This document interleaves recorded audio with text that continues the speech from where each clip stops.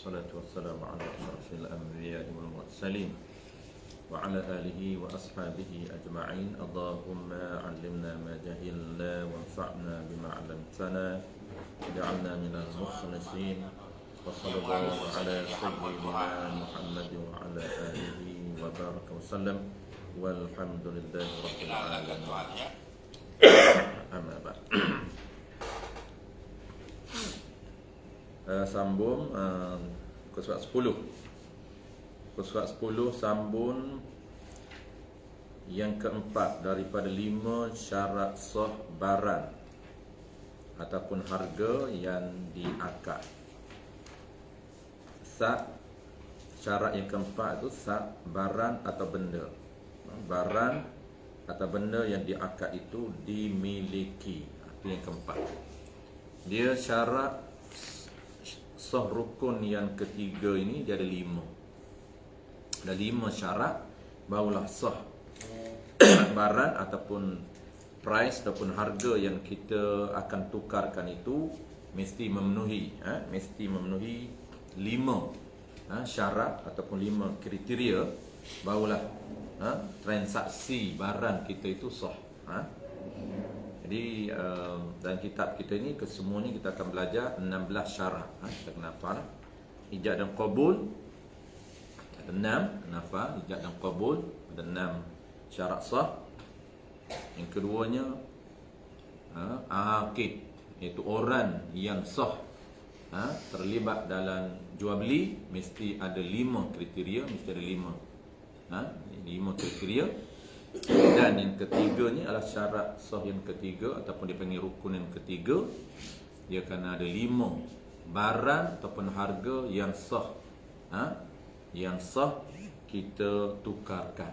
Yang sah kita tukarkan mesti memenuhi 5 syarat ataupun 5 kriteria. Jadi kita sedang belajar barang ataupun harga macam mana yang boleh ataupun yang dibenarkan ditukar dalam sistem jual beli.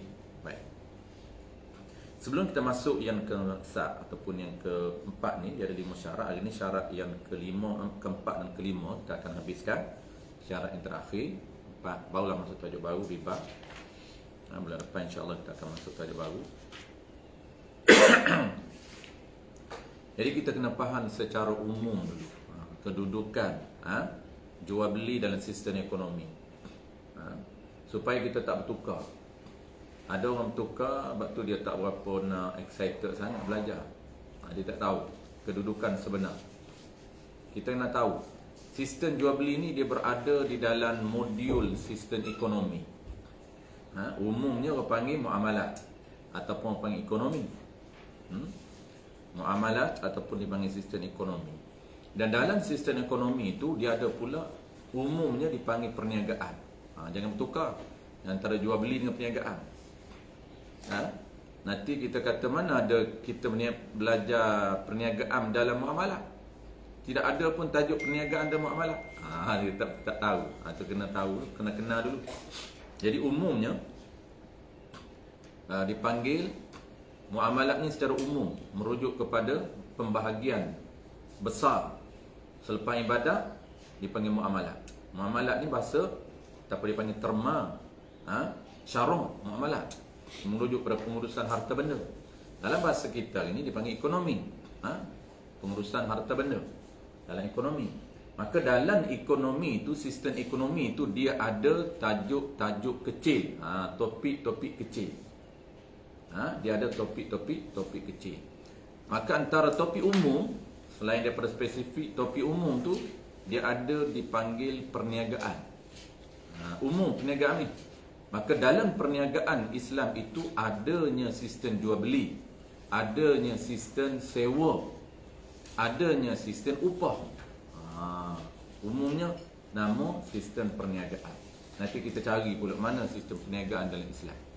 Kerana dalam perniagaan itu, transaksi yang berlakunya dalam perniagaan itu ialah jual beli. Sebab itu kita terlibat setiap hari jual beli. Sebenarnya kita terlibat di dalam sistem perniagaan.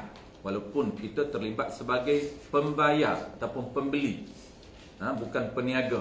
Kita sebenarnya terlibat secara langsung dalam ekosistem ekonomi Islam ataupun dalam sistem perniagaan. Kita ada sumbangan sebagai pembeli. Kita menyumbang. Lepas tu kita kena ambil tahu. Baik. Okay, jadi kita sedang belajar tajuk kecilnya ialah jual beli. Dia berada di dalam sistem perniagaan ataupun umumnya dalam sistem ekonomi ataupun dalam sistem muamalah. Jadi syarat sah barang yang diakad ataupun dipanggil maqudun alaih. Tajuk dia ialah syarat sah barang yang diakadkan ataupun maqudun alaih. Yang keempatnya ialah yang kita tak baca balik, yang ketiga kita dah okey dah, kita dah faham. Pertama barang yang suci, yang kedua barang yang ada manfaat, yang ketiga mesti barang yang boleh diserahkan ataupun rais yang boleh diserahkan. Baik, keempat. Qala al-musannif rahimahullahu taala, barang ataupun benda yang diakadkan itu, barang atau benda yang diakadkan itu mesti dimiliki oleh yang berakad, yakni oleh orang yang berakad dengan milik yang sempurna. Okey. Jadi barang atau benda ni merujuk pada apa? Ataqullah, barang atau benda merujuk pada apa? Barang atau benda? Barang ni mabik. Barang harga. Barang nak dengar? Okay, harga apa panggil apa? Barang mabik, harga nak berniaga ni? Ni tak tahulah. Saman. Saman. Okey, mabik dan saman. Putra, mabik dan saman. Nama dia. Okey, barang atau harga. Dia tak sebut di sini barang atau duit. Kenapa Ahmad tak sebut duit? Kita nak cari mana duit ni? Sebab duit kita kan kita nak jual beli dengan duit. Betul tak? Nak duk biasanya kita nak jual beli dengan duit. Jadi kita nak carilah barang atau duit. Dia tak boboh duit. Dia boboh barang atau benda. Kalau kita hari ni kita akan cari duit. Barang atau duit yang diakadkan itu mesti dimiliki oleh orang yang berakad dengan milik yang sempurna. Kena duit kita. Duit itu duit kita milik dengan sempurna. Kena barang yang kita nak jual tu barang milik kita, milik yang sempurna. Kenapa Mak dia tak panggil duit? Dia pun benda. Barang itu barang lah, mabik. Barang yang kita nak akad, beras, gula, kereta, motor, makanan, tu barang. Ataupun benda. Benda tu saman. Kan barang nak tukar. Dua-dua ni kita nak tahu kriteria macam mana. Kenapa dia tak buat benda? Kenapa dia buat benda? Dia tak buat duit. Macam mana Mak? Orang tanya. Macam mana jawab? Cari duit tak bertemu. Dia buat benda. Kenapa dia tak buat duit? Nabi? Sebab boleh jadi bertukar. Semestinya bertukar harga dengan duit. Tak semestinya saman itu duit. Okey. Saman tu apa dia Ahmad? Boleh jadi sama apa dia? Boleh tak tukar kain dengan kain? Tak boleh tukar kain dengan kain? Sudah. Boleh tak kain jadi saman, jadi harga? Saya jual lah air saya ni, air TO ais ni, dengan harga dia 1 kain ridak. Aku tanya, berapa harga air? Kita peniaga air. Kita nak jual air Milo. Air Milo tu, 1 kad tu, harga dia 1 helai kain ridak. Boleh kan? Price dia, tamam lah. Tamam dia, harga dia ialah kain ridak. Tak boleh? Sudah. Boleh Nabi? Kain ridak, harga dia. Dua-dua tak confident. Kata Allah boleh tak? Apa boleh? Harga sebotol air Milo, tak kisahlah sebotol air Milo ke 1 kotak air Milo ke, harga air Milo tu ialah 1 helai kain ridak. Harga dia. Jadi kain ridak ni orang panggil apa? Orang panggil saman. Orang panggil barang. Awak panggil apa? Barang. Awak panggil benda, price. Awak panggil saman. Boleh tak jadi? Harga khairi tak? Boleh? Boleh? Kenapa boleh? Nabi tak confident. Kenapa boleh Nabi? Ni boleh jadi price ni. Boleh jadi saman. Kenapa boleh? Harga Milo dan harga Rida. Satu air Milo, harga Rida. Okey, betul dah. Tapi kenapa boleh? Kenapa boleh dijadikan price? Kain ni? Kalau tak faham, jadi syok sendiri je lah kita duk baca. Dia panggil SS. Orang membaca tu SS. Baca je rupanya orang tak faham. Pergi faham tajuk dulu, baru kita bahas dimiliki. Ikhlas, sebab apa boleh rida? Kain rida boleh jadikan price. Aqdun mu'awadatin maliyatin tufidu milka ainin aw manfaatin ala dawab. Tu kata kunci dia. Sebab price dan mabik dia asalkan harta, tak semestinya duit, tak semestinya kain. Apa saja asalkan harta boleh dijadikan price, boleh dijadikan harga. Pada tu kena faham betul-betul kata kunci. Kalau tidak pening. Orang duk kata kalau tukar kain dengan air, orang kata sistem barter. Dia tak tahu barter itu adalah muawadah. Barter tu tukar menukar, barang dengan barang. Itulah dia jual beli. Kerana muawad, jual beli ni adalah muawadah. Jual beli ni adalah muqabalah, tukar menukar. Barter itu tukar menukar. Tukar apa? Tukar barang dengan barang. Apabila berlakunya penukaran barang dengan barang, harta dengan harta yang diizinkan oleh syarak, maka itulah orang panggil, nama dia ialah sistem jual beli. Okey, settle. Tu barang atau benda. Boleh tak Aman? Jangan tak confident Aman. Barang tu atau benda tu saman. Jadi kata kunci dia kalau orang tanya, Nabi, kalau orang tanya benda ni apa? Harga ni kenapa dia tak tulis duit? Kerana tak semestinya duit. Lepas tu apa dia? Asalkan harta. Kita dah bincang ciri harta. Kriteria nak nama harta kita dah bincang bulan lepas. Nak nama harta tu macam mana kriteria dia. Baik. Barang dan harga yang diakad itu. Maksud apabila sebut je akad, kena faham terus dalam minda kita. Terbayang dalam minda kita, akad ini merujuk kepada apa? Merujuk kepada lafaz yang mengandungi ijab dan qabul. Tu panggil akad. Sebab tu akad jual beli maknanya kena ada ijab dan qabul. Tu dia panggil akad. Akdun ikatan. Bayang terus. Benda yang diakad, benda yang diakad itu. Maksud akad itu lafaz yang mengandungi ijab dan qabul. Baru nama ikad. Kerana akad itu ikat. Akdum itu ikatan.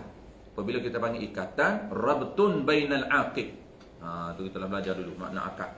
Rabtun bainal aqidain. Ikatan antara dua orang yang berakad. Diikat dengan apa? Diikat dengan lafaz. Lafaz apa? Lafaz yang bernama ijab dan lafaz yang bernama qabul. Itu dia panggil akad. Baik, syarat. Syarat dimiliki tu bersyarat. Barang atau benda atau harga yang diakadkan itu, syarat dia mesti dimiliki.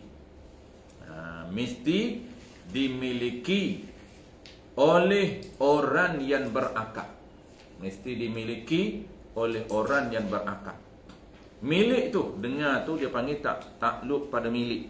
Milik tu dengan milik yang sempurna. Bukan milik yang tidak sempurna. Kena milik yang sempurna.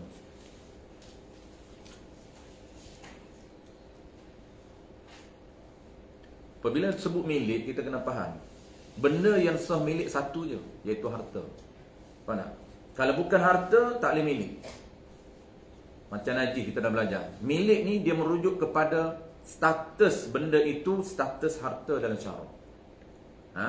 Kalau benda itu tak termasuk dalam kategori harta, maka syarak tidak membenarkan untuk dia milik. Dia panggil yumkinu tasarruf. Miliknya apa dia? Suatu benda yang mungkin yang boleh, yang dibenarkan oleh syarak untuk dia tasarruf ataupun untuk dia urus. Lepas tu kita dah bincang dulu. Kalau benda tu najis, maka tidak dibenarkan milik oleh syarak. Najis tidak dibenarkan dimiliki milik oleh syarak. Kenapa? Kerana dia tidak termasuk dalam kategori harta. Apabila benda tu tak termasuk dalam kategori harta, maka tidak dibenarkan oleh syarak untuk milik. Baik, milik dengan milik yang sempurna. Milik yang sempurna.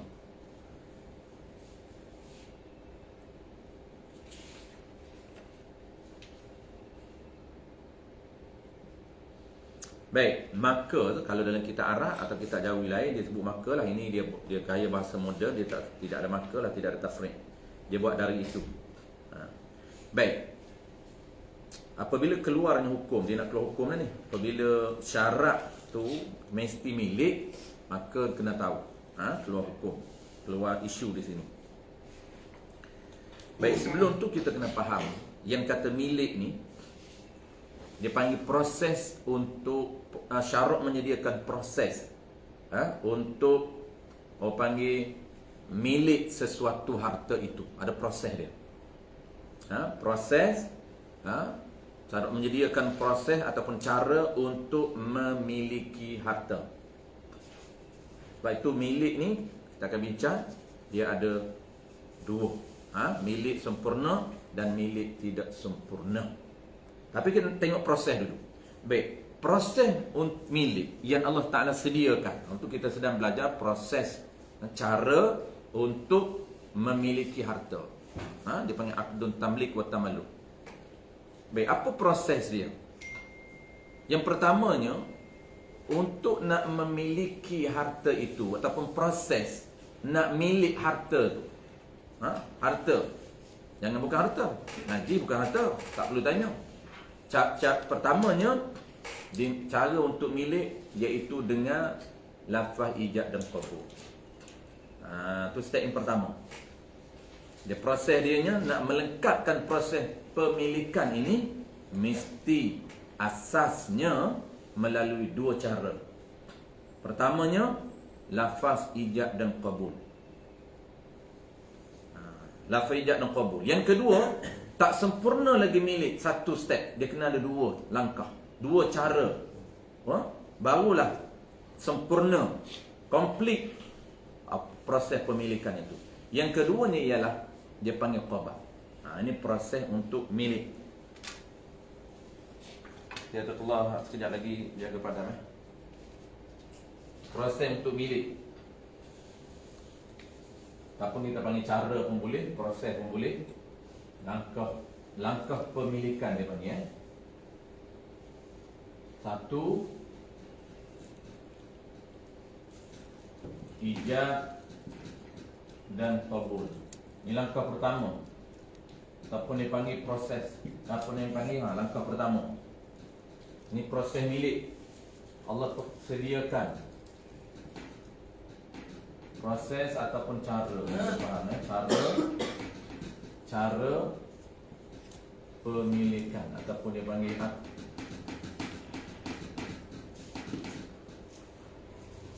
dia mesti melalui dua cara barulah sempurna milik. Milik kita panggil apa? Kita belajar beza dengan sistem konvensional dan juga Islamic sistem. Beza di mana? Beza di Islam ni dia menurunkan sistem ataupun proses. Kita duk belajar proses untuk berlakunya pemilikan harta itu. Tu beza. Kalau tanya apa bezanya, tengok tu sama je. Tengok orang niaga yang tak Islamik dengan Islamik, sama je tengok. Sama pada zahirnya, tetapi pada prosesnya tak sama. Tengok nak berlaku pertukaran, kita tak ikut Islamik pun berlaku pertukaran juga. Bayar ambil barang, untung dia pun untung juga. Tapi bezanya adalah kita ada proses, kita ada sistem, dia ada sistem, tapi sistemnya dia yang tidak digubah oleh Islam, tidak digubah oleh syarak. Kita proses kita syarak dah tetap dah. Ni kita panggil bahasa kita, inilah dia sistem yang kena follow. Kena follow sistem baru rizak dia. Rizak ni ialah status harta itu sah. Ingat kan? Dia punya rizak ni belajar ekonomi, dia kena tahu target akhir dia. Ataupun dalam bahasa syarak dipanggil maqasid. Target akhir kita ialah nak pastikan harta itu harta yang sah.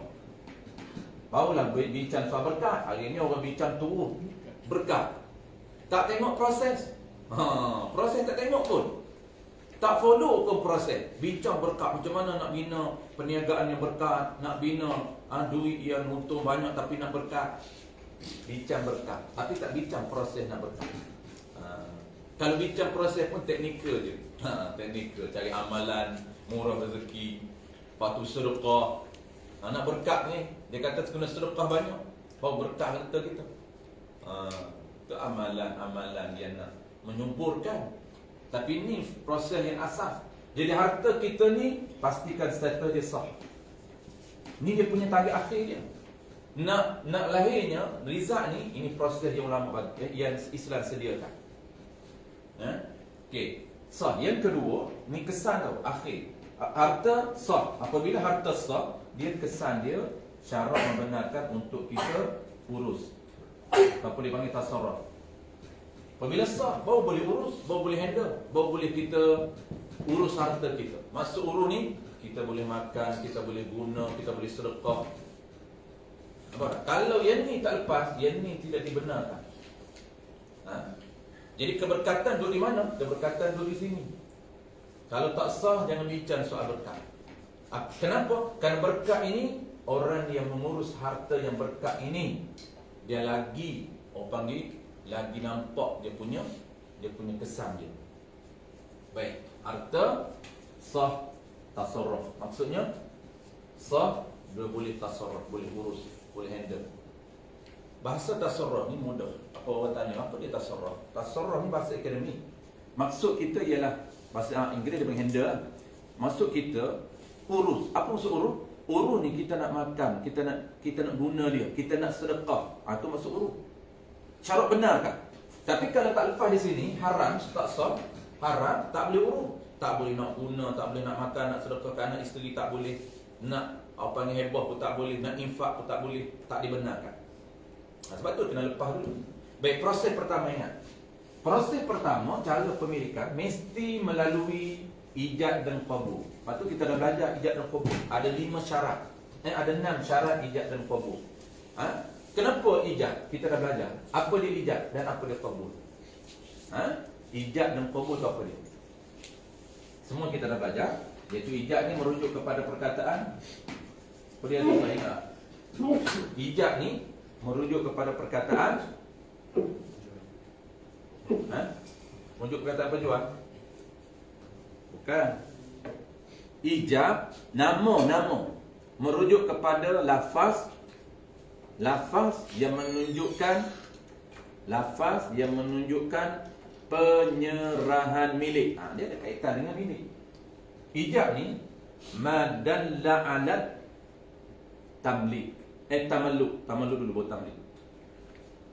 Ijab ni nama merujuk kepada perkataan. Ijab ni perkataan. Perkataan apa? Perkataan yang menunjukkan penyerahan milik daripada penjual kepada pembeli. Sebab tu ijab. Orang tanya siapa ijab? Tu dia jawab penjual. Maksudnya ijab ni lafaz yang dituturkan oleh penjual. Tapi kita nak tahu ijab itu lafaz apa? Tu makna ijab. Ijab ni lafaz yang menunjukkan penyerahan milik siapa? Min ba'i' ila mushtari, daripada penjual kepada pembeli. Sebab itulah kalau penjual kata saya jual, itu dipanggil lafaz ijab. Kenapa? Lafaz saya jual itu sebenarnya pada syarak lafaz yang nak menunjukkan penjual nak serah milik barang kepada pembeli. Itu proses penyerahan milik. Ini proses pertama, ijab dan qabul. Qabul apa dia? Tukar je. Tekelah. Qabul tukar je. Lafaz apa qabul? Qabul lafaz penerimaan milik. Madalla ala tamlik. Lafaz yang menunjukkan penerimaan milik. Daripada siapa? Minal mushtari, daripada pembeli. Ni pembeli. Jadi sebenarnya kita dah kata saya beli tu, kita dah lama tinggal, kita tak tahu sebenarnya apa di sebalik, rahsia di sebalik kita kata aku beli. Lama dah kita tak orang panggil tak reflect balik. Dah lupa. Waktu kita nak belajar ni, nak tahu susur galur punca. Kenapa kita nak syarat menetapkan kena cakap saya beli. Kena cakap saya terima nikah. Sama ni konsep. Aku terima nikahnya, maksud aku terima milik. Sebab kita nak terima milik isteri kita. Daripada bertukar milik daripada wali dia kepada kita. Sebab tu isteri, apabila dia berkahwin saja, dia bukan lagi jadi milik bapa dia. Apa saja urusan agama dan urusan harta benda dikontrol oleh suami dia. Boleh settle. Jadi ijab qabul, nak cara pemilikan pertama, ijab dan qabul.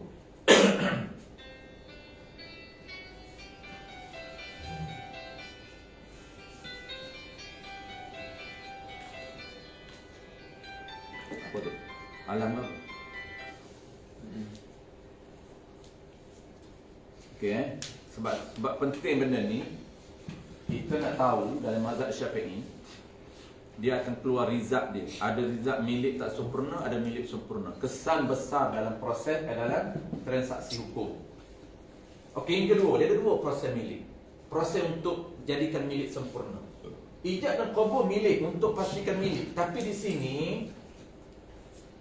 dalam mazhab Syafi'i dia kena ada dua. Mazhab lain satu. Walaupun di ijab qabul ni perkataan pindah milik dengan perkataan. Ini dia panggil apa tahu ni? Dia panggil pindah milik dengan perkataan. Pindah milik dengan perkataan.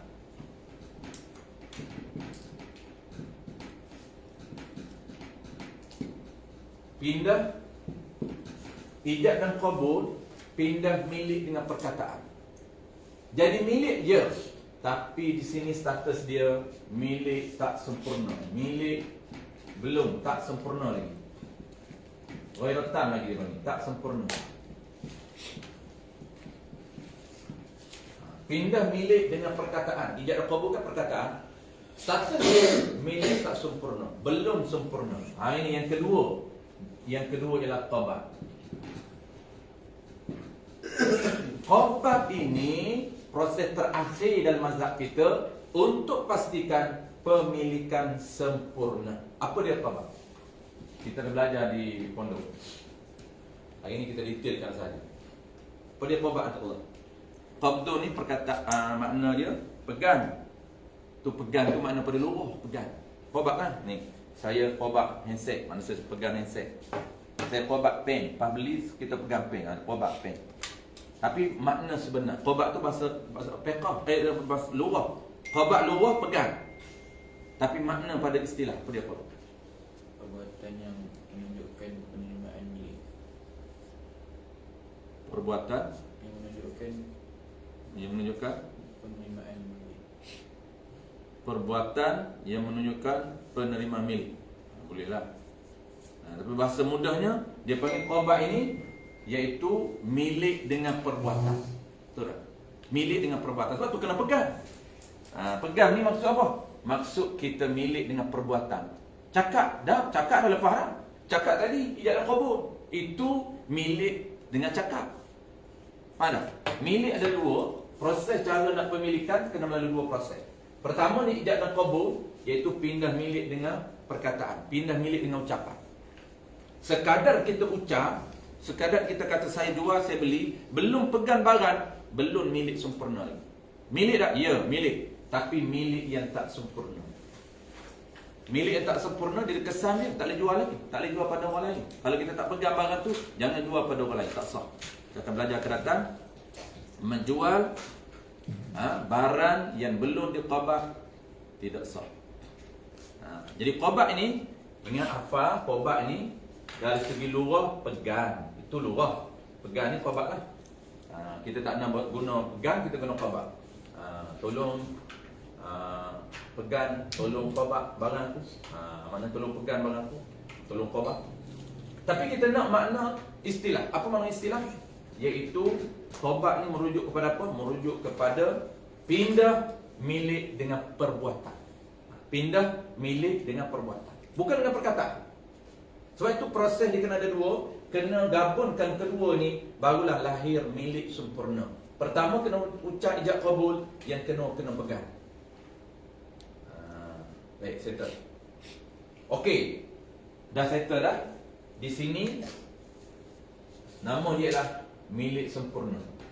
Apabila kita khabar, milik sempurna. Okey, milik sempurna. Makna kita tak tulis, makna dah tahu tadi. Iaitu pindah milik dengan perbuatan. Pindah milik dengan perbuatan. Tu qabdun. Pindah milik dengan perbuatan tu makna. Lugah, makna bahasa, pegang. Makna istilah, pindah milik dengan perbuatan. Orang tanya, pindah milik dengan perbuatan nak buat macam mana?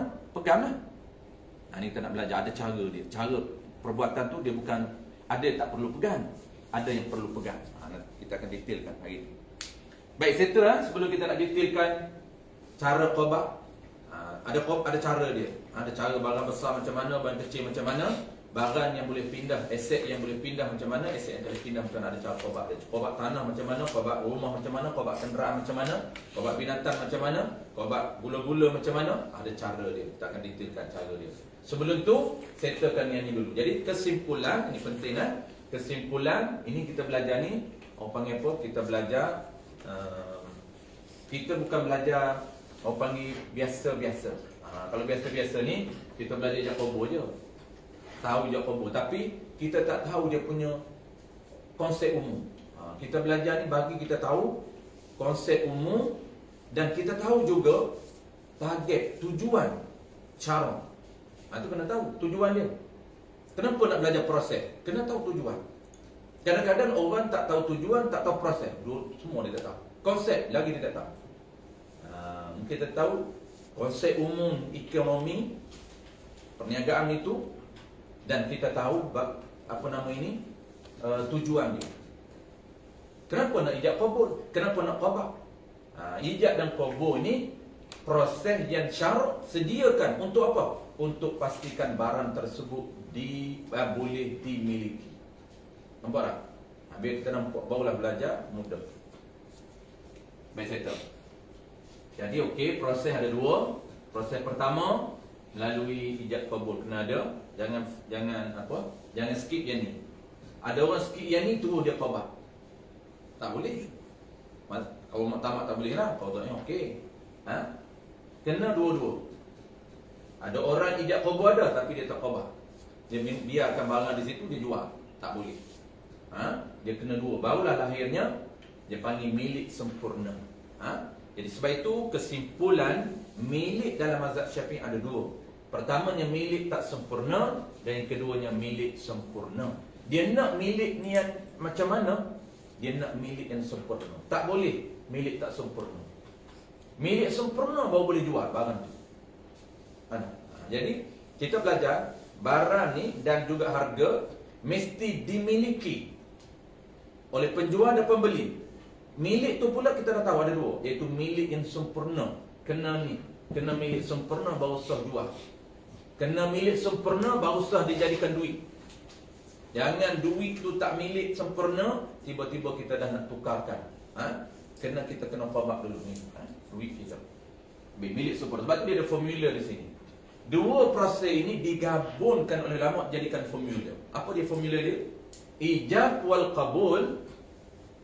Ijab wal qabul litamlik. Maknanya lafaz ijab dan qabul ni untuk pindah milik. Itu je. Wal qabdu dan qabah itu lil milkitan, untuk milik sempurna. Digabungkan. Ijab dan qabul pindah milik je. Kalau nak detail, pindah milik tak sempurna lah. Tapi kita dah tahu, apabila pindah milik kita dah tahu dah. Dan qabah ini untuk tujuan dia milik sempurna. Wal qabdu lil milkitan. Itu dia punya kaedah dia. Baik, habis. Kita nak terus ke kita nak terus ke detail qada. Kesan kalau orang tanya, baik kalau proses tak ijab qabul je, tak ada qada, apa kesan dia? Kesan milik tak sempurna, dia tak sah dijual. Tak boleh. Tak sah jual. Kerana dia tak sempurna lagi. Nak jual barang kita mesti qada dulu. Jangan kita beli-beli gula-gula, barang duduk depan cashier kita tak ambil lagi. Tiba-tiba dah jual kawan kita. Gila ambil cashier, aku dah bayar dah. Depan cashier barang aku dah bayar. Dia jual. Tak sah. Ini kesan. Kesan milik tak sempurna. Baik, Allah pada nak detailkan qada. Kita tengok qada, cara qada. Dan dua jenis barang.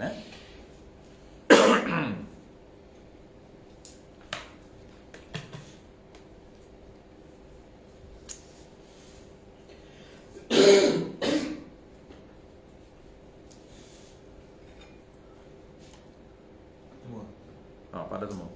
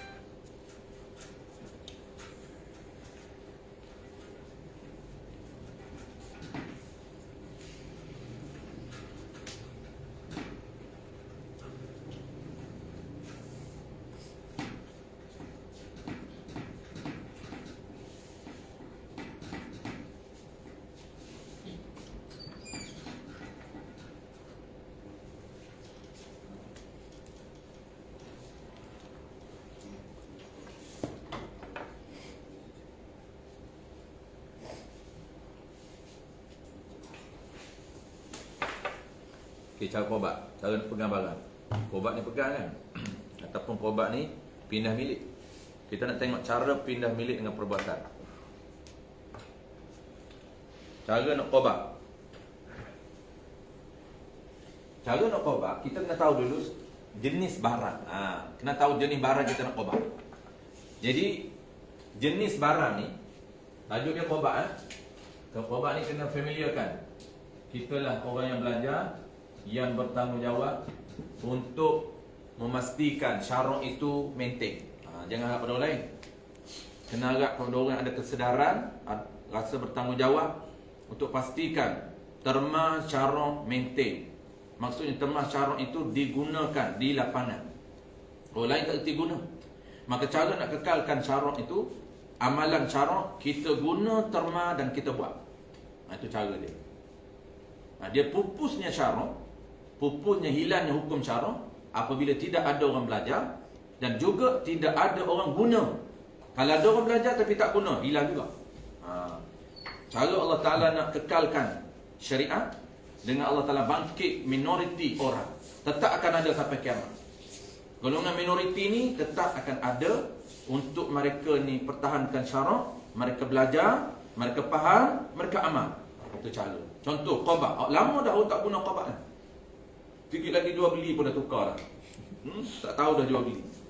Saya biasa orang belajar jual belajar, itu mengajar. Ada orang tanya. Dia pelik. Nasib baik dia nak belajar. Walaupun dia lepas dia belajar dia pelik. Dia tu Ustaz, kenapa nak kena ada ijab qabul lagi? Kita kenapa nak kena ada saya jual saya beli kan dah bayar dah. Dia pelik. Dia kata dah bayar ambil je lah barang. Sebab penjual dah tolak kat kita dah bayar dah. Saya tanya dia. Memang dia tak pernah hidup zaman jahiliah. Saya kata, pernah tak baca sejarah zaman jahiliah? Bacalah, dia kata. Agak-agak zaman jahiliah ada tak saya jual, saya beli? Tak tahu, dia tahu. Jadi beza dengan zaman jahiliah, oleh kerana dia tak tahu, kita ceritalah. Beza dia, zaman jahiliah ni ada sistem bayaran. Bukan dia orang curi.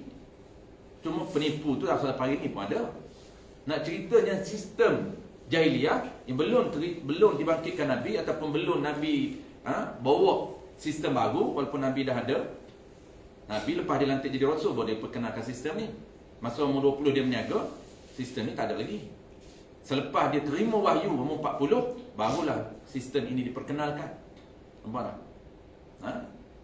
Waktu tu tidak ada sistem Islam secara official, secara rasmi.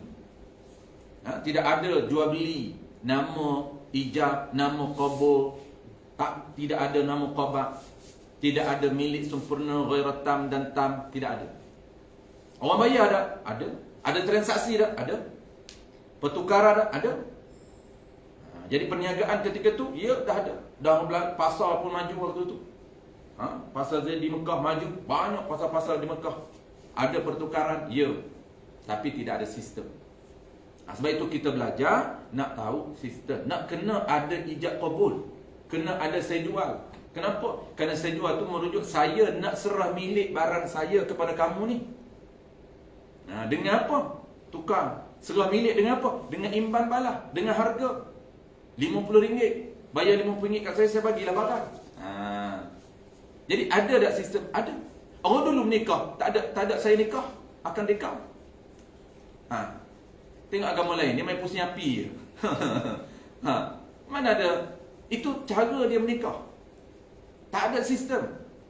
Maksud tak ada sistem, sistem yang digubah oleh syarak, itu sistem dia lah. Tengok orang Hindu menikah, dia ikat kain lelaki dengan kain perempuan. Oh, ada ikatan juga. Tak biasa tengok orang Hindustan. Bukan tak tengok Hindustan. Tengok kita Tamil. Tengok dia menikah, dia ronda api, dia pusing api.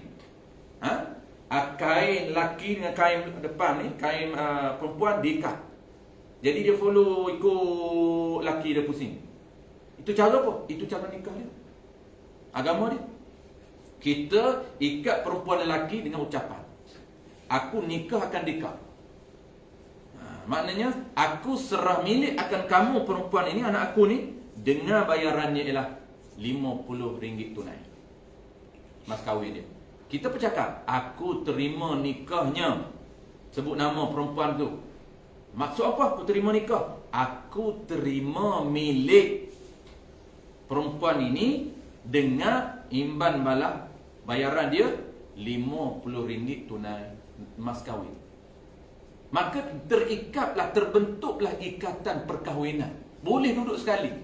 Daripada haram tengok, halal tengok dapat pahala. Daripada tak boleh sentuh, dah boleh sentuh. Dengan apa? Dengan ucapan. Macam juga kita daripada sentuh barang orang tak boleh. Barang orang jangan sentuh. Kita mudah-mudah sentuh barang orang. Ada setengah pergi kedai kan, dia tak bagi sentuh. Tak boleh sentuh, haram. Dia cakap, jangan buka plastik. Kita duk buka. Tak boleh. Tengok je. Tengok tak apa, dia benar. Tapi jangan sentuh. Ada setengah kedai, dia jaga, tak bagi sentuh. Ada tak bagi buka. Tu kalau sentuh saja okey lah. Jangan buka. Sebab apa? Sebab itu barang dia, harta dia. Kena nak sentuh, nak buka, kena ikat, kena ijab qabul, kena bayaran. Itu dia panggil baik qobah. Ya, qobah ni kita kena familiarkan, kena guna. Qobah ini jenis, tengok jenis. Ada dua jenis barang. Kita panggil jenis barang. Kita buat tajuk dia jenis barang yang qobah. Jenis barang qobah. Jenis mabih. Jenis mabih. Satu barang. Jenis yang pertama dia panggil mankul.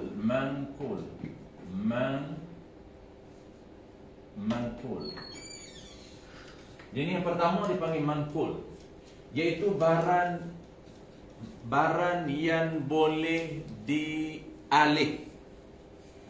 Barang yang boleh dialih, dia panggil barang yang boleh dipindah, dialih.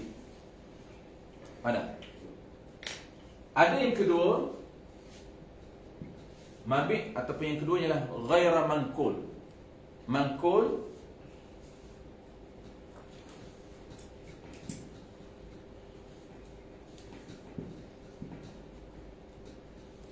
iaitu barang yang tidak boleh dipindah, barang tidak boleh dialih. Ini aset. Aset yang tak boleh dipindah, seperti tanah. Seperti tanah, bangunan, rumah, itu dipanggil aset. Ini aset yang tidak boleh dialih. Dalam bahasa moden, dalam ekonomi moden, kita kena kuasai dua-dua. dia panggil ini aset tetap, tak boleh alih. Ini aset mudah alih. Dia ada dua ni. Dua jenis harta, dua jenis barang. Satunya dipanggil mangkul, barang mudah alih. Yang keduanya ghair mangkul, aset yang tidak boleh alih. Maksudnya aset tetap yang tidak boleh alih. Maksud apa? Maksudnya ialah tanah, bangunan dan rumah. Yang ni mangkul ni aset boleh alih. Aset boleh alih ni banyak lah. Aset boleh alih ni. Okey, aset boleh alih dia ada dua pula. Ni kita nak belajar. Aset boleh alih terbahagi kepada dua. Mangkul ni terbahagi kepada dua. Aset boleh alih terbahagi kepada dua. Pertama dia panggil barang ringan. Khafif. Barang ringan.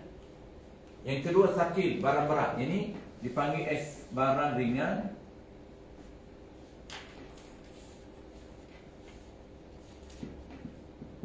Yang ni aset boleh alih yang barang berat. Tapi dia boleh alih juga, cuma berat. Barang berat.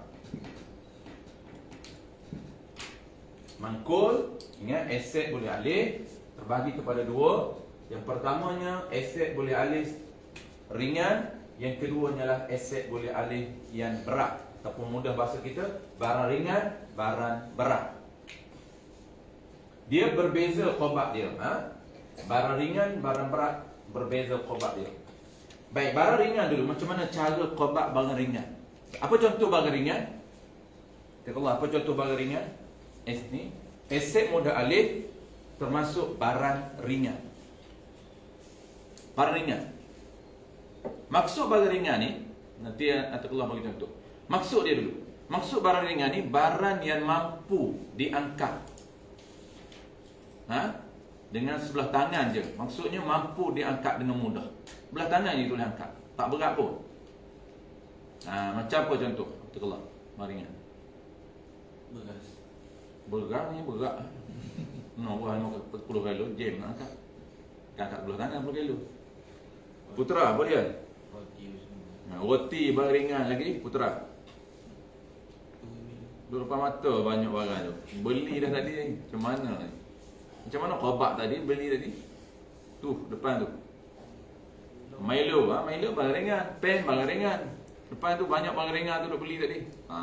Dia pun amalat ni sebenarnya orang tak faham. Sebenarnya seronok belajar sebab kita dah hari-hari duk guna.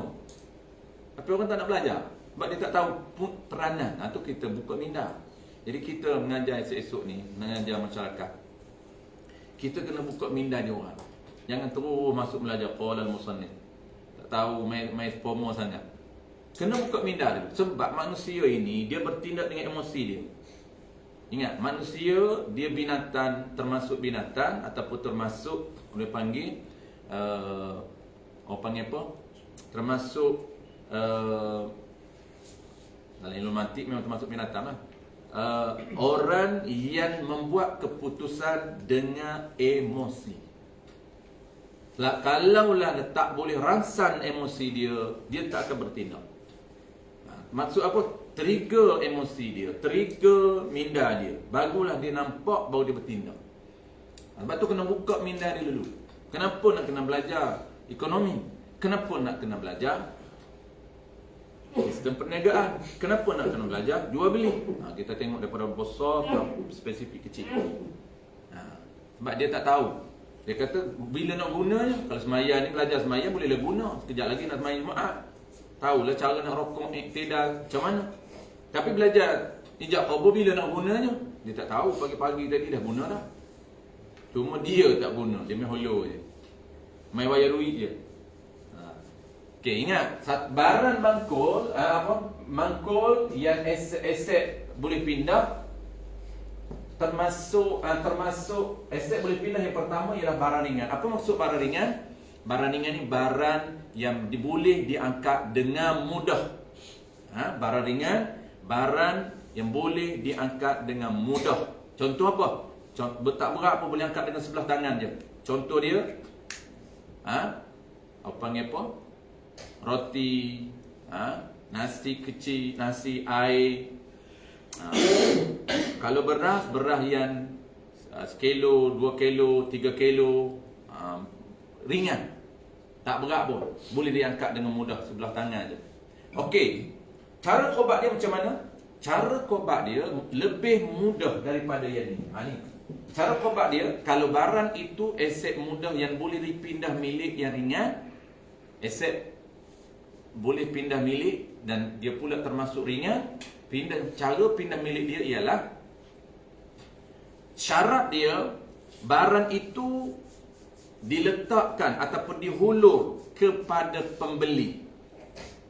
Dihulur kepada pembeli ataupun penjual,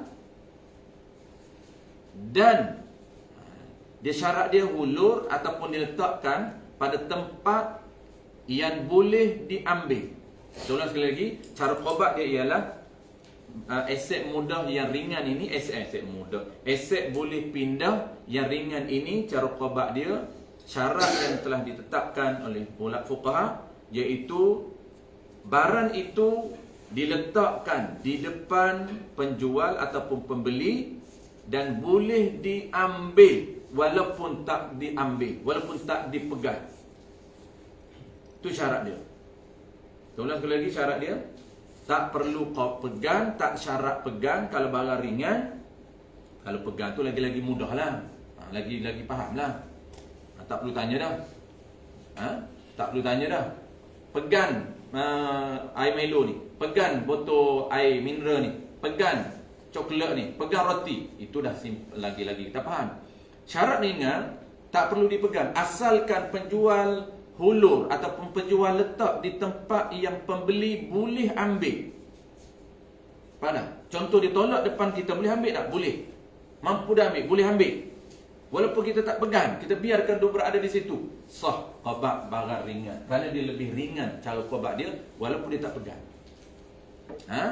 Tak disyaratkan pegang kalau barang itu ringan. Kalau pegang lagi cantik lah. Cuma ulama kata tak syarat pegang kalau barang ringan, asalkan dia hulur ataupun dia letakkan di tempat yang kita boleh pegang dan depan kita boleh ambil, cuma kita biarkan di situ, kita tak ambil. Barang tu ringan tak? Ya, ringan. Maka dia lebih ringan khobat dia, sekurang-kurang khobat dia tak perlu pegang. Kalau pegang lagi cantik lah. Ini nak cerita piayawan yang paling ringan khobat barang ringan ini, sekiranya diletakkan pada tempat yang boleh diambil ataupun dihulur di depan penjual atau pembeli, barang itu boleh ambil, boleh pegang, boleh khabat walaupun dia tak pegang. So, itu barang ringan. Baik. Kita tengok cara berat, cara barang berat. Ya. Jarak tu ada dikira. Okey. Ini dia kata mampu pegang ni, kena tengok jarak. Maksud mampu pegang ini boleh dia pegang. Maka kalau jarak jauh, dia hulur pada tempat yang jarak jauh tak boleh. Itu kena faham. Maksud apa? Dhabit yang kata, memanglah ada orang tanya. Dia kata kalau pegang terus tak payah tanya lah. Ada orang tak faham. Pegang tu memang khobat lah. Kita dah tahu khobat tu pegang. Cuma nak cerita piayawan ringan ni.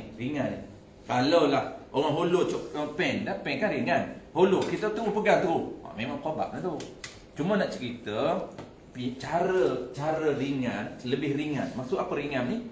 Lebih ringan ni, sekiranya penjual meletakkan barang ataupun menghulur barang pada tempat yang pembeli mampu ambil ataupun boleh ambil, walaupun dia tak pegang, dikira khabat. Maksudnya jarak kena jarak yang boleh diambil. Ya, boleh capai. Contohlah, jauh kita dulu, dia letak ni, nak ambil tak boleh. Tak, lepas lagi. Sebab khabat sebenarnya pegang. Asal dia kena pegang lah. Cuma ada ulama kata tak disyarat pegang. Sebab ada ulama mengatakan ringan di sini ni, ya, yang sepakat ulama mengatakan kena pegang lah, itu sepakat. Tapi ada ulama mengatakan yang kata ringan ini sah juga sekiranya penjual hulur letak di tempat yang boleh kita ambil, cuma kita tak nak ambil lagi. Sampai dah ambil, sampai nak ambil, tak nak ambil lagi, dikira kita dah pegang dah. Kenapa? Kerana barang itu ringan. Tapi kalau dia jauh, tak boleh, kena pegang. Betul lah. Cuma paling mudahnya, kalau kop-kop kita payah nak ingat, paling mudahnya pegang lah. Secara mudah lah. Pegang teruk. Tak confident kan? Sebab tak ingat piawai yang ringan tu. Kobat apa dia? Pegang lah. Tak pegang, tak kobat lagi tu. Sebab ulama kata, ada sebahagian ulama mengatakan yang barang ringan ini lebih mudah kobat dia. Maksud apa lebih ringan, lebih mudah? Sah juga kobat walaupun tak pegang, asalkan tempat dia hulur itu boleh dah dipegang. Okey, situ Jadi cara mudah nak ingat, peganglah. Cuma nak ingat yang tahap yang advance sikitnya, biaya ringan. Baik, cerita yang kedua, barang berat. Masih lagi mangkul aset mudah alih. Aset mudah alih ataupun aset boleh alih, tapi termasuk barang berat. Macam mana cara kobat barang berat? Cara kobat barang berat, dia tak boleh sama dengan mangkul. Tetap dia kena pegang. Cara kobat dia tetap yang pertamanya dia kena pegang. Dia kena pegang. Barang berat macam mana? Barang berat, barang yang orang panggil apa? Barang berat ni barang yang tadi barang ringan kita panggil barang yang mudah untuk kita angkat kan? Itu ringan. Barang berat ni barang yang orang panggil apa? Yang berat ataupun yang sukar untuk kita ambil secara mudah. Itu dia panggil barang berat. Contoh beras 10 kilo. Berat tu. Maksudnya barang yang sukar untuk kita pegang secara mudah. Bukan boleh bawa mudah-mudah. Kalau sakat buku boleh bawa mudah-mudah, tapi beras 10 kilo berat. Kalau kenderaan lagilah. Okey, kalau barang berat mesti syarat dia kena pegang. Itu syarat. Ingat ni yang ramai orang tak perasan. Tata cara ataupun dipanggil teknik kobat. Yang tak perasan di mana? Cara kobat barang yang mangkul mudah alih. Aset mudah alih tapi dia berada dalam kategori berat. Di mana yang ramai yang terlepas pandang? Pertama dia kena pegang, yang kedua ni. Yang kedua, sebab apabila dia pegang saja barang tu sudah menjadi milik sempurna dia. Apabila menjadi milik sempurna dia, kalau dia nak guna asalnya, lepas pegang, dia dah milik. Berada dalam milik dia. Apabila berada dalam milik dia, dah settle dah milik. Cuma nombor dua ni apa? Nombor dua ni sekiranya dia masih berada dalam kawasan penjual, masih dia panggil, masih berhubung dengan penjual, maka dia ada etika dalam sistem ekonomi. Etika apa? Kedua ni mesti dia minta izin untuk guna tempat tersebut untuk letak barang dia. Ni ramai orang lepas dia dah pegang milik dia letak tanpa minta izin. Tak boleh. Contoh-contoh. Kita ambil contoh pertama. Okey, beras. Kita beli beras 10 kilo. Okey, beras 10 kilo termasuk dalam jenis barang pertama, aset mudah alih. Dan mudah alih itu pula ada dua, barang ringan dan barang berat. Okey, beras ini dia, kalau 10 kilo ke atas, dia termasuk aset mudah alih barang berat. Barang berat 10 kilo. Okey, teknik kobat, orang panggil apa? Cara untuk kobat. Kobat ni maksud cara untuk pindah milik jadi barang kita. Pertama kita pegang. Pegang. Apabila kita pegang, ini isu yang lama terlepas pandang. Kita pegang, kita dah bayar lah. Ijab kabul kan kita bayar dulu. Lepas ijab kabul, kita bayar. Lepas berlaku payment, maka kita kobat barang tu. Nak buat balik dah. Jadi ramai yang terlepas pandang ialah apabila kita dah kobat nak buat balik barang tu, pegang, kita letak di atas meja cashier. Sedangkan pegang dah menjadi milik kita. Apabila menjadi milik kita, jangan letak di atas harta orang tanpa minta izin. Kecil sahaja, nampak teknikal tapi tak. Dia ada proses yang syarat. Ini syarat memperuntukkan proses. Pegang jadi milik kita. Yang kedua, apa yang kedua? Kalau kita masih nak berada di tempat itu, mesti minta izin. Ini perhatian yang kedua. Dia panggil minta izin pinjam tempat. Ini termasuk dalam pengelolaan harta ketika berinteraksi dengan orang. Pengelolaan ataupun pengurusan harta orang. Inilah kita panggil sistem ekonomi secara umum. Apabila kita terlibat dengan penggunaan milik orang, kita tak boleh suka-suka letak. Kenapa? Kerana dah pegang. Kalau belum pegang, okey. Apabila kita dah pegang beras kita, beras 10 kilo dah bayar siap. Step pertama, ijab berapa bayar, okey. Step kedua, pegang. Pegang awak balik dah. Cuma terlupa, ada lagi barang nak beli. Letak atas cashier, meja cashier, masuk pilih barang. Kadang-kadang dia bukan kerana pilih barang, dia letak atas meja cashier nak sembang. Minta izin? Tak. Dalam muamalah atau dalam ekonomi Islam, dia kena orang panggil jelas. Apa maksud jelas? Penggunaan harta orang tak boleh zon. Kena minta ni, saya tumpan, saya letak beras saya, boleh tak saya tumpan atas meja? Ya, letak. Okey dah, settle. Ingat. Pegang satu, yang keduanya minta izin pinjam tempat. Kalau tak minta izin pinjam tempat, haram kita meletakkan beras 10 kilo kita selepas kita qabat di atas meja dia tanpa kita minta izin. Kalau minta izin dia bagi, okey. Kalau kadang dia tak bagi, dia kata apa, letak tepi sebab saya nak orang lain pula nak bayar. Ni kena dia yang suruh letak tepi. Makna kita menggunakan harta dia tanpa izin haram. Okey, settle ini cara barang berat minta izin pinjam tempat. Baik, contoh lain. Tadi contoh beras. Okey, kita contoh pula. Contoh cukup. Mangkul.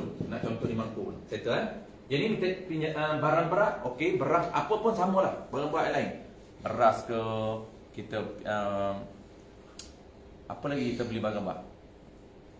Banyak lagi beli barang berat, meja ke apa ke sama je. Kenderaan lain. Kenderaan. Baik, tengok. Ya? Barang berat dia kena alihkan.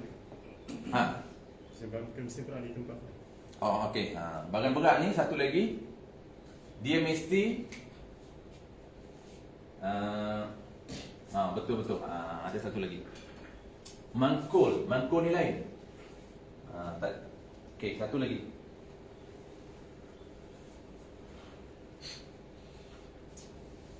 Nombor 2. Tersilap. Ada tertinggal. Ustaz Abdul Rahman ingatkan.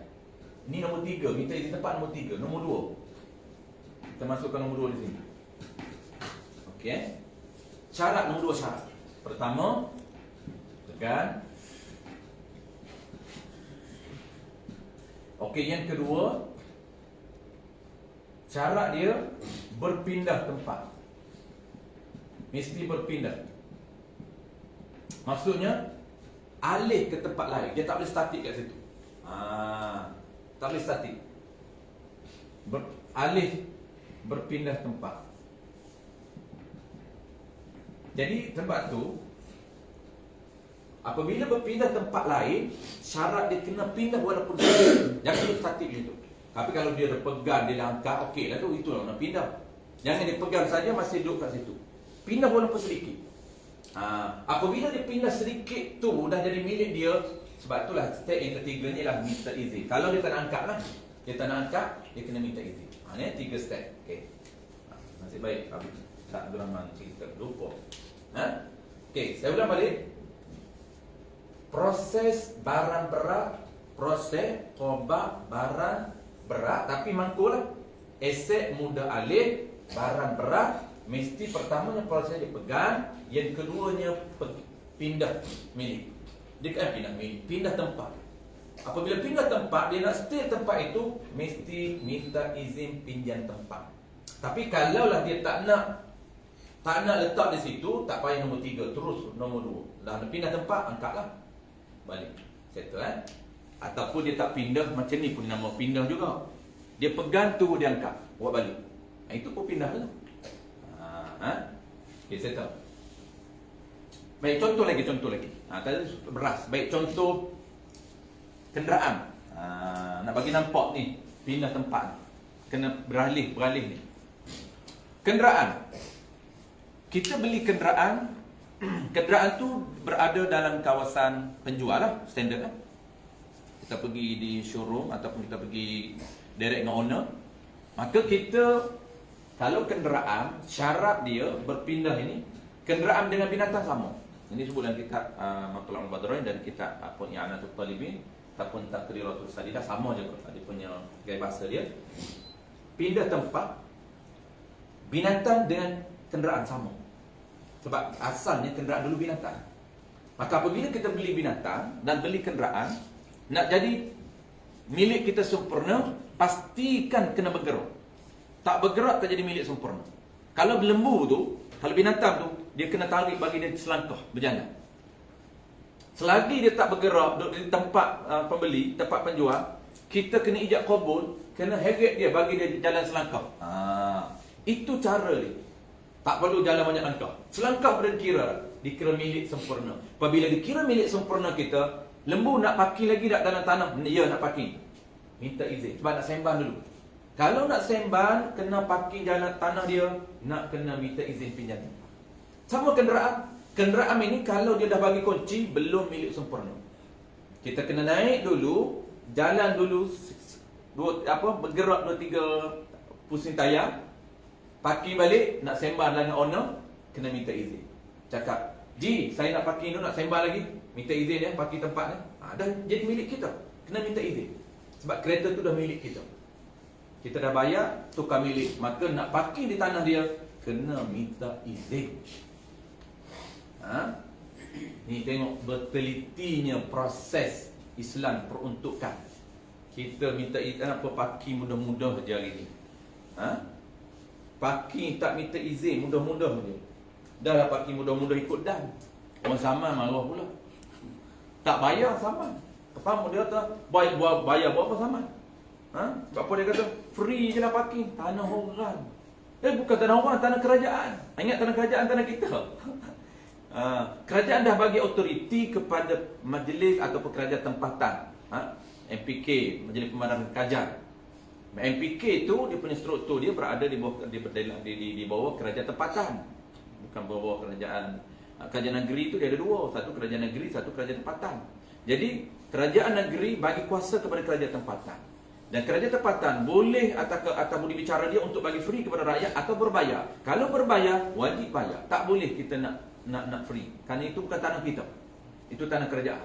Parking lupa nak bayar tak apalah, tak haralah lupa. Tengok-tengok dah kena saman. RM10. Lempar, tak bayar dia kata. Haram tu. Kenapa? Kita ambil parking tanah orang. Saya pun biasa kena lupa nak bayar. Kayak ni mudah, fleksi je. Tapi lupa nak bayar. Lupa tengok-tengok tu dia saman. RM10 MPK kena bayar. Majlis Pemadaran Kajar.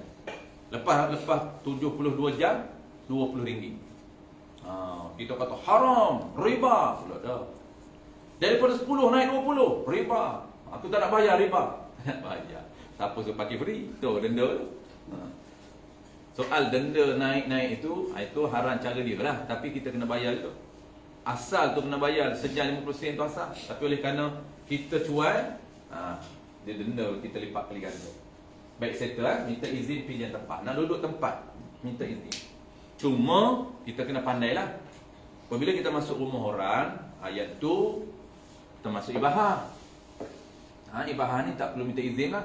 Asalkan dia benarkan di mana. Ibahah ni kena tengok dia benar di mana. Macam kita hari ni datang, tak perlu kita minta izin nak duduk di mana. Asalkan kita tahu tempat itu disediakan untuk awam. Itu dia panggil ibahah.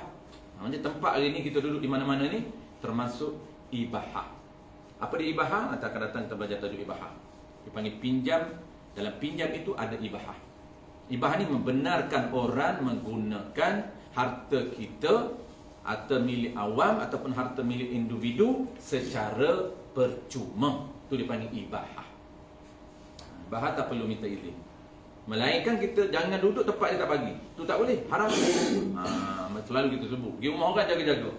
Tuan dah cukup cakap dah, duduk sila. Dia dah sila belah kanan tu, kena ikut arahan dia. Mana ibahah belah ni.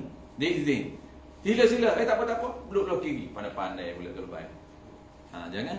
Kena ikut arahan dia. Kalau dia kata duduk atas kerusi lah. Jangan pandai-pandai. Kalau dia kata duduk bawah. Dia kata, oi, kerusi tak apa selesa lah. Kita duduk bawah lah. Tak apa, saya tak boleh sakit pinggang. Duduk atas kerusi. Pula. Pandai-pandai harta orang. Tuan suruh duduk bawah. Dia pula duduk atas kerusi. Saya tak boleh. Tak boleh kena duduk atas kerusi saya. Tak biasa duduk sila. Tak biasa duduk sila. Tuan terajar pun tahu. Jangan main rumah aku. Terajar pun. Pandai-pandai. Orang kita macam tu. Orang kita ni dah lama dah budaya dia ni suka guna harta orang. Mudah-mudah. Dia mudah harta orang. Harta dia payah. Parking kot dan harta orang. Kalau parking depan rumah dia, kan main tak bagi parking depan rumah. Dah lah depan rumah dia tu, depan tu bukan tanah dia. Depan rumah itulah tanah ibahah. Melainkan memang tanah dia tak apalah tanah dia. Depan rumah dia tu, itu ibahah. Ibahah pula dah. Itu tanah mubah. Bukan tanah milik dia, tanah mubah. Yang melepasi pagar. Yang melepasi pagar bukan milik dia. Tapi dia kata, ini hak saya. Dia pun pandai guna. Tak tahu nak apa hak. Dia sebab apa dia kata, ni kan depan rumah saya. Hak saya lah. Mana ada hak dia. Itu tanah mubah. Mubah ni maksudnya tanah kerajaan. Melainkan itu kalau kampung lain, kampung ni kadang-kadang tanah dia bagi jalan. Itu lain. Kalau dia buat jalan dalam milik dia, lain. Habis, ni dia punya step dia. Baik, kita tengok mangkul pula. Boleh Kenderaan pastikan bergerak, binatang pastikan bergerak. Sebab tu perhati dulu cara orang kampung dulu, dan sekarang ni pun masih ada lah. Apabila dia korban lembu untuk dikorbankan, lembu korban, dia pegang tali. Saya jual lah lembu ini satu bahagian daripada 7 bahagian dengan harga RM800. Kata pembeli, saya beli lembu ni dengan harga yang tersebut. Apa yang dia buat? Dia tarik supaya lembu tu bergerak. Tarik, gerak lembu tu, selangkah. Settle. Kenapa dia tarik? Ini pegang saja tak boleh kerana barang tu berat. Pegang tali saja tak boleh. Kena step yang kedua, pindah tempat. Supaya dia berpindah tempat. Apabila pindah tempat, minta izin untuk pakai lembu tu. Tempat tu tempat penjual. Tu dia punya proses dia. Baik, settle. Kita tengok pula yang kedua adalah aset tetap. Kalau tadi aset boleh pindah, yang ni pula aset tetap tak boleh pindah. Dalam bahasa bahasa ekonomi moden dia panggil aset tak boleh pindah. Maksud apa aset tak boleh pindah? Seperti tanah tak boleh pindah, bangunan tak boleh pindah, rumah tak boleh pindah. Macam mana cara untuk qobak 3 ni? Tanah, bangunan dan rumah. Baik, cara dia tak sama dengan ni. Cara dia apa dia? Cara dia yang pertamanya ialah kita kosongkan kesemua barang milik kita yang ada dalam tanah dan yang ada di dalam rumah. Kita kena kosongkan. Jangan masih lagi ada barang kita, tak qobak lagi tu. Kalau kita nak jual rumah, terpakai lah. Kalau rumah yang tak terpakai, okey lah rumah kosong lagi, memang tak ada barang kita pun. Rumah baru buat. Kalau ada barang kita dalam rumah, ada barang kita dalam binaan itu, dalam bangunan kedai kita tu, dan tanah ada bangunan, kita kena kosongkan barang di dalam harta tersebut. Yang kedua kita orang panggil apa? Biarkan ataupun kita bersedia ataupun kita orang panggil apa? Kalau rumah kita serah kunci. Kalau rumah dan bangunan ada kunci, kita serah kunci. Tapi istilah dia, kita biarkan ataupun kita bersedia untuk pembeli masuk. Kalau ruk tanah, step pertama kita clearkan tanah, barang kita keluarkan, segala cangkul kita, apa saja kita punya tanah. Yang kedua apa? Yang kedua kita dah ready, kita bersedia untuk dia masuk dia ambil tanah. Bersedia ni kalau rumah kita bagi kunci, tu tanda kita bersedia dia masuk rumah. Kalau binaan pun, rumah kedai kita bagi kunci. Kalau tanah dia tak ada kunci, kita binarkan ataupun bersedia mengalu-alukan untuk dia masuk ke tanah tanah kita yang dia nak taubat. Itu tanda taubat dia. Dua. Pertamanya, kosongkan harta milik kita, dan kedua, bersedia untuk kita dia ambil alih.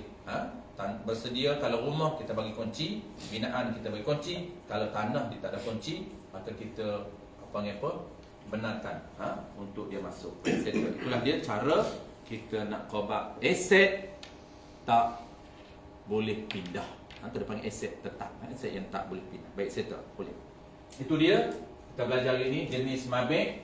Cara taubat mabik berdasarkan dua jenis. Cara taubat berdasarkan dua jenis. Yang pertama, mangkul aset boleh pindah. Yang keduanya, aset tak boleh pindah. Aset boleh pindah ada dua jenis.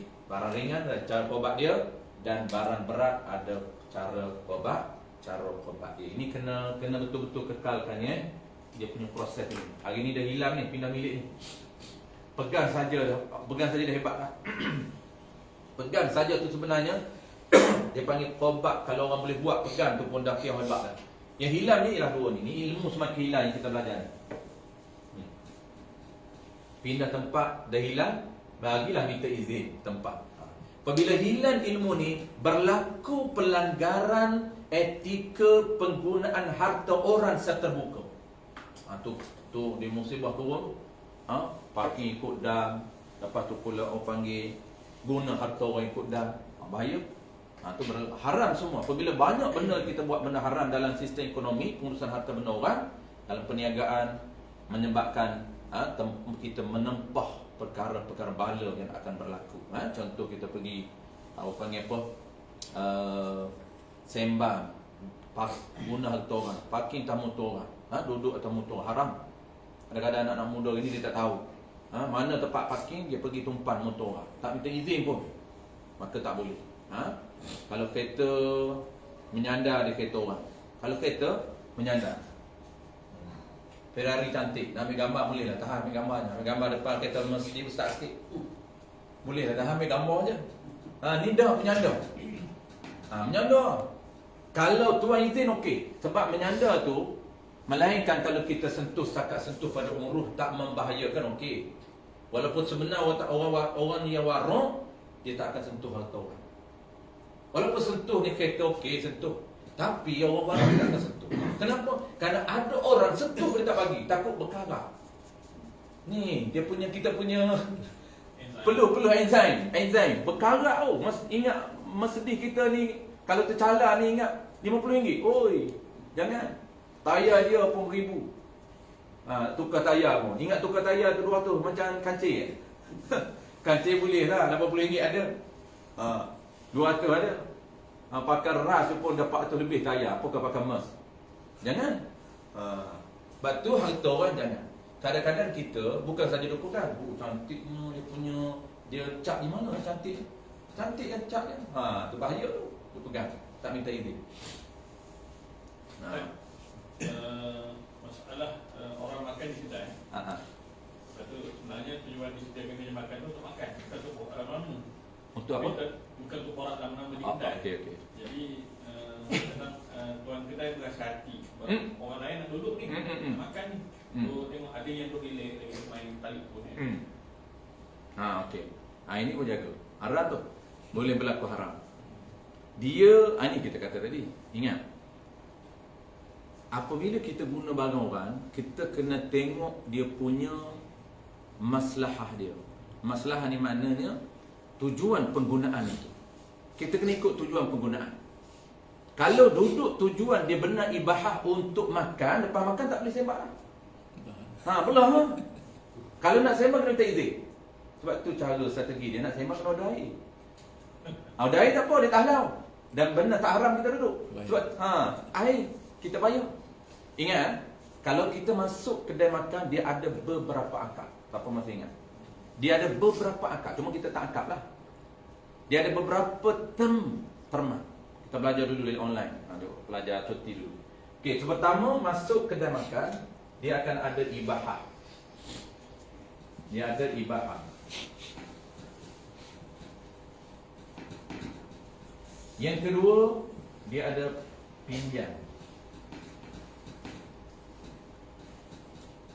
Ketiga, akad jual beli lah, barang tu.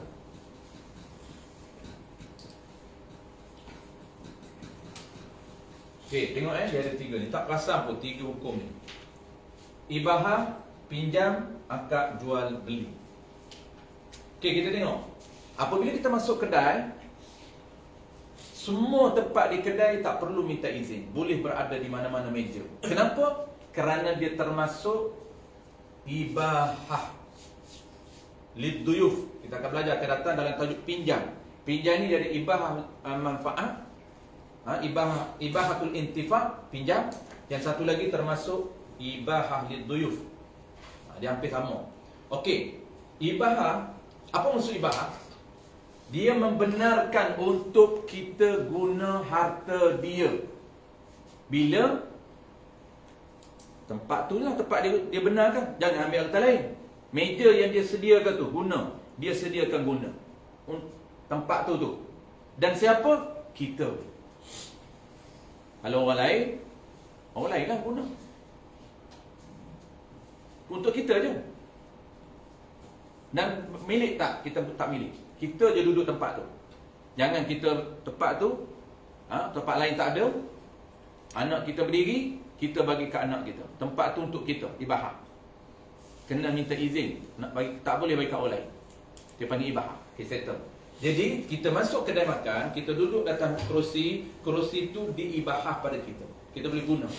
Meja yang kita letak tangan tu kita guna, meja tu adalah ibahah. Kita boleh guna.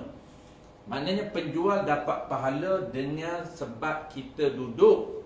Sebab apa? Dia benarkan untuk guna harta dia. Itu dipanggil ibahah. Okey, yang kedua, sebelum settle yang pertama, sebelum settle yang kedua, sebelum kita pergi kedua, settle yang pertama. Jadi ibahah ni kena guna ikut tujuan. Dia benarkan duduk untuk apa? Dia benarkan duduk untuk kita makan dan kita minum. Kalau habis makan dan minum, benarkan duduk? Tak, masalah dia untuk minum dan makan. Kalau kita nak sembang tanpa duduk, tanpa minum dan makan, kena minta izin. Sebab ibahah minta izin. Apabila minta izin, dia tak jadi ibahah. Dia bertukar kepada pinjam. Nampak tak? Dia boleh bertukar kepada pinjam. Sebelum pinjam, kita nak cerita pinjam. Dalam tu pinjam, apa benda yang kita pinjam, kita tak perasan. Okey, ibahah, ulang sekali lagi, boleh kita duduk meja dan juga kerusi ikut maslahah. Apa dia masalah dia? Tujuan dia benar kita duduk untuk makan dan minum. Lebih siap makan minum tak boleh. Kena belah, kena keluar daripada kedai dia. Tak nak keluar juga nak sembang. Banyak lagi bisnes ni tak nak keluar lagi plan. Marketing ni. Plan marketing tak habis ni. Tambah air. Kena tambah air. Kena tahu cara. Saya pun biasa sembang lama di kedai. Sejam saya sembang di kedai. Nak habiskan marketing plan. Tapi kena tahu cara. Cara dia, pertamanya, kita kalau tak habis makan, kita kena minta izin. Ataupun awal-awal lagi, kita beritahu tuan kedai, boleh tak saya nak duduk dalam sejam? Sebab saya nak lepas makan, saya nak duduk lagi. Nak habiskan sembang. Boleh. Duduk. Okey, settle. Maknanya, bukan ibahah. Kalau kita minta izin awal, bukan ibahah. Kita terus guna yang kedua, pinjam tempat. Okey, settle. Baik, dalam masa kita duduk tu, sebenarnya dia ada satu lagi kalau kita tak perasan, pinjam. Kalau tadi ibahah, sekejap, kamu nak sambung sembang, kita minta pinjam. Maknanya kita tukarkan ibahah kepada pinjam. Saya nak cerita nombor 2 ni, ada benda yang dia sekalikan, iaitu ibahah pun ada benda yang dipinjam. Apa dia? Apabila dikeluarkan, kita order, okey, nasi Pattaya 1, air fresh orange 1. Dia pun keluar gelas fresh orange. Dia keluarkan gelas. Dalam gelas kita ni ada fresh orange. Dia keluarkan nasi Pattaya kita, pinggan ada dan nasi ada. Ingat, gelas ini termasuk ibahah yang sebenarnya. Bukan ibahah. Ulama kata sebenarnya dia termasuk pinjam, pada makna pinjam. Sebab tu kena hantar balik. Jangan bawa balik. Umur. Kena letak ataupun hantar balik. Kenapa? Kita pinjam gelas. Gelas tu termasuk pinjam. Dia panggil termasuk, terkandung makna pinjam. Walaupun tidak ada lafaz. Tak perlu lafaz. Saya pinjam gelas sebab nak minum. Memang dia dah keluarkan pada kita. Dia keluarkan. Yang kita naknya ialah air dalam. Yang ibahanya ialah meja. Yang ibahanya ialah kerusi. Apa nama ni, gelas? Ada dari ibahah? Adakah boleh guna gelas? Boleh guna manfaat. Tapi termasuk dalam makna pinjam sebenarnya pada syarak. Termasuk makna pinjam pada syarak. Saya settle. Yang ketiga, dalam itu ada fresh orange. Dalam pinggan mangkuk tu ada nasi. Nasi itu nak akak apa? Nasi itu kena diakak, jangan bedal saja. Melalui akak, ni kita dah belajar. Dalam masuk restoran ada 5 akak yang kita boleh pilih. Nak akak jual beli boleh, nak akak jual beli hutan pun boleh, nak akak hutan pun boleh, nak akak heboh pun boleh, nak akak heboh pesawat pun boleh. Banyak akak-akak yang kita boleh pakai. Maknanya barang yang kita nak makan itu kena ada akak. Tempat yang kita duduk itu ibahah. Apa yang makanan disediakan, tempat alas makanan yang disediakan itu mengandungi makna pinjam. Semua pergerakan kita ada sistem. Itulah kita sedang belajar sistem. Bukan belajar biasa-biasa. Belajar benda yang luar biasa. Bahkan kita belajar ilmu kita ni, ilmu yang orang panggil ilmu yang dalam, bukan ilmu yang biasa-biasa. Kalau kita seminar, saya seminar walaupun ramai 1,000 lebih orang, tak ada nak ajar ni. Ajar hak atas je. Tahu tak? Habis. Itu kita terus. Benda-benda macam ni, kita orang bertanggungjawab untuk mengubah suasana. Kita sebenarnya ejen perubah dalam sistem ekonomi. Kita kena bentuk ekosistem yang sebenar dalam ekonomi kita. Dalam umumnya perniagaan kita. Kita ni salah satu dipanggil ejen perubah yang akan membetulkan sistem balik. Kalau masuk kedai makan, kita kena jangan ikut rentak orang. Apabila kita juga orang berilmu ikut rentak, akak pun tak ada akak jual beli, lepas tu ikut dah duduk sejam 2 jam, hari kering lama dah. Siang penjual nak halau tapi tak sanggup, tak sampai hati. Jadi penjual tegas tu dia halau tu. Oi, dah lah. Mamak dia tak halau lah, mamak strategi. Mamak ni duduklah 3 jam pun, tapi dia pandai kan. Sekejap-kejap dia pergi. Air tambah. Dia pandai. Yalah duduk lama ni. Itu mamak pandai, dia tak halau mamak. Strategi dia nak menarik. Mana at least walaupun tambah air, okeylah sekejap lagi dia tambah. Maggi tak ramau kah? Dia pandai. Duduk lama ni, tengok bola ni, Maggi tak ramau kah? Apa Maggi nampak kat dia close, tak ada air. Dia close Maggi pula. Habis Maggi, bang, roti pun ada, tak ramau kan? Dia pandai. Melayu ni dia halal tu.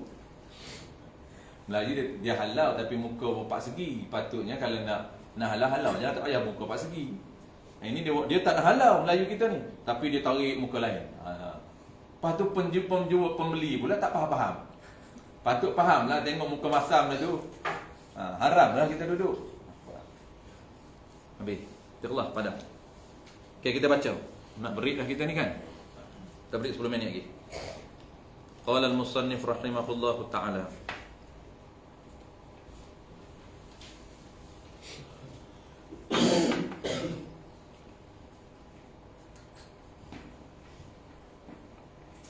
Satu lagi, Ustaz tanya pasal restoran, yang benda yang haram. Ramai orang kita buat. Kita ni dia dah orang panggil terbiasa, dia ingat benda tu tak salah. Iaitu menggunakan tisu luar daripada keperluan. Haram. Tisu ni, tu yang tuan kedai tak letak dekat tu. Kat meja. Dia tahu dia bedal habis. Apabila benda tu ibahah, tisu termasuk ibahah, kita boleh guna. Sabun yang restoran sediakan, kita boleh guna sabun. Tapi ingat, guna kadar keperluan, tidak haram. Kalau tisu, keperluan kita, contoh satu je keperluan kita. Kalaulah memang tak cukup satu, boleh ambil lah 2. Kadang-kadang dia guna itu membazir. Bukan harta dia ni. Harta dia tak apa, tak jadi isu. Tisu di rumah dia, gunalah banyak mana pun. Ni tak harta orang. Kalau tisu tu untuk keperluan dia, satu orang satu tisu saja. Lap mulut, lap meja. tak cukup, boleh tambah. Tapi ingat, penggunaan tu optimalkan. Jangan guna separuh je lempar. Boleh guna lagi tu. Sebelah kiri kan banyak tisu 4 segi tu. Dia sapu mulut sikit je, lempar buhan. Nak sapu mulut yang kedua, ambil tisu lain. Tak boleh, haram. Kerana itu bukan milik dia. Itu ibahah. Dia kena optimalkan. Maksud optimal ni, guna cukup. Belah kanan boleh guna, belah kiri boleh guna, tisu yang sama. Maksudnya, tisu yang sama tu boleh digunakan banyak. Kalau nak guna lebih, kena minta izin. Kata pembeli. Ataupun senang bawa tisu dia bawa rumah. Bawa tisu sendiri. Lepas tu dia duduk marah kat petua kedai. Kedekut, bakhil, letaklah atas meja ni takut guna habis. Memang harta dia. Dia tahu dah. Dapat kat kita satu bakul tu habis. Satu meja tu kalau orang tak faham, memang tuan kedai letak satu pak segi tu kan. Memang habis satu meja tu. Satu family datang, habis dia bedal. Tuan kedai kena letak yang baru. Nampak tak? Penggunaan harta orang kena ikut maslahah. Ikut kadar keperluan. Tak boleh luar keperluan. Melainkan harta kita sendiri. Baik, kita habiskan sikit sebelum sambung lepas break ni. Qala al-musannif rahimahullahu ta'ala. Dari itu, maka kalau dalam kita Arab, dia akan maka lah. Sebab ni nak tafriq. Kena tengok gaya bahasa. Tafriq. Baik, dari itu. Dari itu tu maksudnya apa? Maksudnya dari syarat tu. Syarat apa?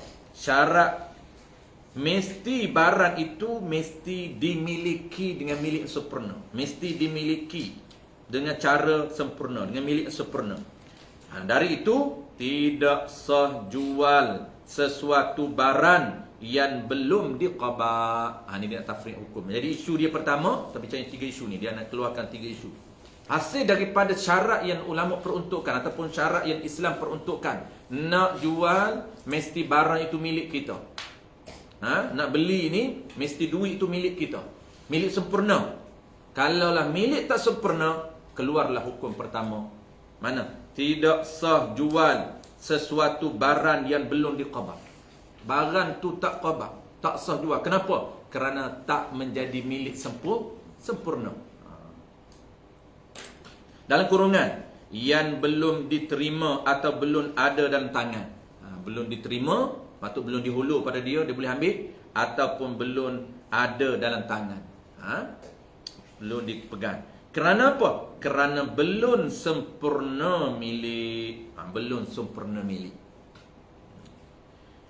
Perkataan qabak itu asal maknanya, makna qabak pegang. Asal pada lurahnya pegang. Maksud qabak di sini sudah diterima dengan perbuatan. Sudah diterima, dipegang dan diambil alih. Sudah diterima. Jadi diterima dengan perbuatan. Dia badal tu. Dipegang tu mana dia nak tafsir diterima tu. Yang kata diterima macam mana? Dipegang. Dan diambil alih. Dan tu sama atau tafsir juga. Yang kata pegang macam mana? Apabila pegang, ambil alih lah. Ambil alih, pindah milik lah. Dia ambil alih tu mana? Dah pindah milik kita. Ambil alih tu daripada milik orang, beralih kuasa kepada milik kita. Wallahu a'lam. Kita akan sambung lepas break. Demikian juga isu yang kedua. Dia ada 3 isu. Apabila tak milik sempurna, tak sah jual. Kita kena tahu poin dia, kena milik sempurna. Dia ada 3. Pertamanya, barang yang belum qabak tak sah jual beli. Yang kedua juga tidak sah jual beli fuduli. Macam mana jual fuduli? Ramai orang duk buat ni, peniaga-peniaga yang tak tahu sistem ni. Ramai partnership dia jual termasuk fuduli yang tidak sah. Pasal-pasal malas. Wallahu a'lam.